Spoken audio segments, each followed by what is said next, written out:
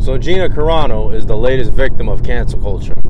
Now, they've been trying to get her for a long time. They've been trying to cancel her. What they finally got her on, they're trying to say that she made some anti-Semitic comments.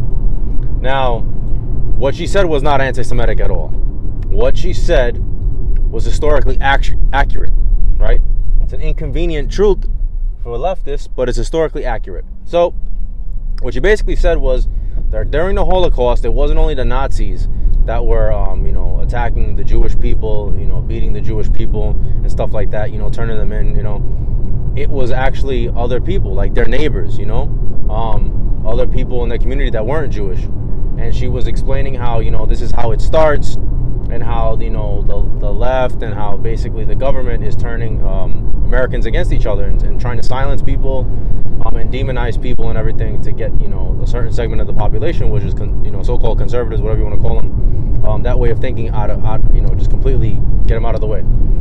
So the irony about this is that, they're all enraged. How could she compare the Holocaust to this and da da da da da? Now, here's the irony. So the last 4 years, 5 years, whatever it is, the left and Hollywood has been comparing Trump supporters to Nazis and Nazi Germany and Trump to Hitler, right? But that was okay. That's acceptable, right? That's fine. There's no problem with that. So now when she makes a comparison, which is historically accurate, and she wasn't necessarily comparing Jewish people to Republicans. That's not what she was saying. You'd have to actually read exactly what she said, and you'd have to actually have a brain to figure out what she was actually trying to say. So that's what happened. And now she's out of here. They canceled her.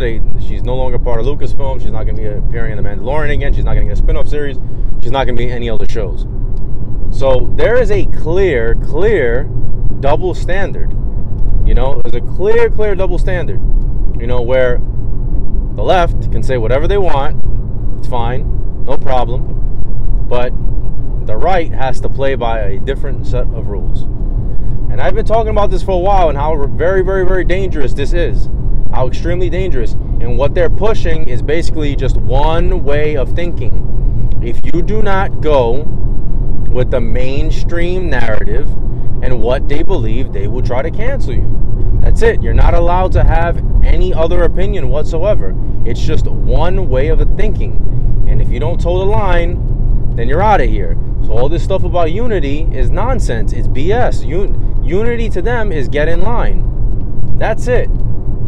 She got canceled for nothing. Pedro Pascal himself from The Mandalorian was comparing Trump supporters to Nazis.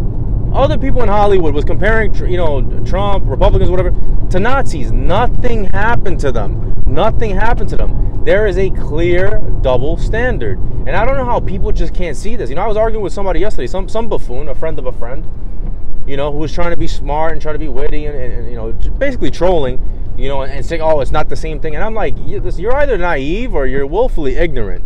The kid was probably stupid, all of the above, whatever you want to say. But it's just absolutely insane to me, the direction that we're headed in, and people can't see it. It's very, very, very dangerous. We're not in a very good place right now. They're not applying the same standards across the board. There's two sets of rules. One for people that are leftist, mainstream media, mainstream narrative, and anybody else who thinks any other way. It's two sets of standards, They don't play by the same rules. And I keep telling people. People say, oh, we need to take the high road, No. There's no more taking the high road. Now it's time to get your hands dirty and get down in the mud. There's no other way forward but that. And this whole appeasing them, you cannot appease these people. You cannot. You cannot apologize to these people, appease them, talking about, oh, we need to find a middle ground.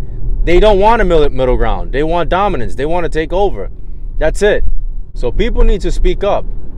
And they can't stay silent anymore and live and let live, because the direction we're headed in, you're going to be out of here too. I've said this time and time again, how they try to demonize people by branding them white supremacists, Nazis, bigots, racists. When they do that, they just try to delegitimize anything that you say, or they'll get people not to listen to you. Oh, that guy's a racist. Don't listen to him. Don't listen to him. Because when you hear that word, when you hear Nazi, when you hear racist, when you hear bigot, automatically in your mind it triggers something as, oh, that person's evil, that person's evil. Automatically. This is the game that they play to try to only get one way of thinking and not to have, you know, an actual conversation. This is what they want. You know, it's sickening, it's scary, it's sad. It's sad where we're headed, you know. I mean, myself, you know, I've been called a right-wing extremist. Now, how is a Puerto Rican kid from Brooklyn a right-wing extremist? How is that possible? You know? So, I mean, these people are sick. These people are sick. These people are demented. We got to stand up and fight. Otherwise, there's going to be nothing left.